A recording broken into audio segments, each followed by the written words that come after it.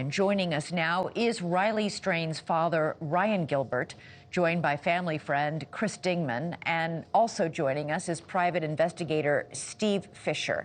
Ryan, I just got to start with you. I can't imagine what you and your family are going through. How are you guys holding up?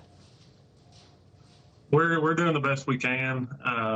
We're still focused on trying to find some answers, and that's the direction we're continuing right now. But we're holding up. What specifically do you still need answers about? Obviously, we don't know how he wound up in the river. Are you convinced, or do you suspect, or do you worry that foul play was somehow involved, even though Nashville police have ruled it out? Of course, we worry about it. You know, we're waiting for the results to come back in, so hopefully that'll give us some answers. Everything we've got back so far has done nothing but produce more questions for us. So we're going to take what we can get and see if it doesn't answer some things for us. Hopefully it will. I know that you've been told that often when people fall into a river, they can lose parts of their clothes, their shoes even. But you have maintained that he was wearing a belt that night, and it doesn't make sense because you maintain the belt would have kept his pants on. Is that because he wore it tightly? I would say that being the way he was built, I'm similar build, and if I forget my belt, I go back and get it. I mean, I can't go without a belt, so I'd say he probably had it cinched up and had it on that night.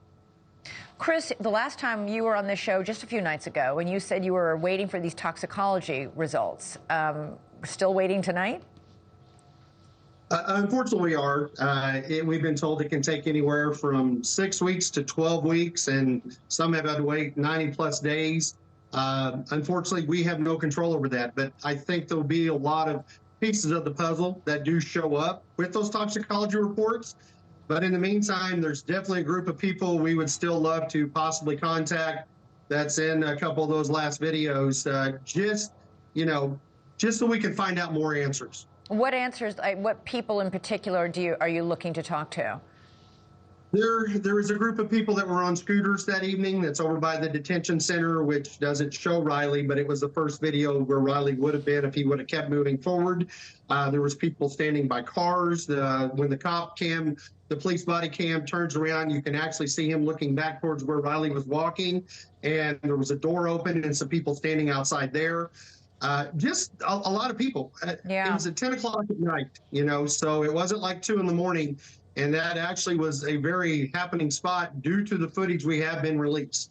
Yeah, I imagine so. And also, apparently, according to the couple who saw him and said, "Whoa, you're not driving, are you?" And he laughed and said, "No, I can't even walk straight." They said he was on speakerphone with his fraternity brothers who were telling him to just keep walking or something like that. Have you been able to talk to the fraternity brothers, either of you, to get any information about were they trying to direct him back to the hotel? No, we haven't spoke with them. We haven't really heard that much from them. They're the ones that was with Riley that night, the last night he was with us. So, there's a lot of things we'd like to find out from them.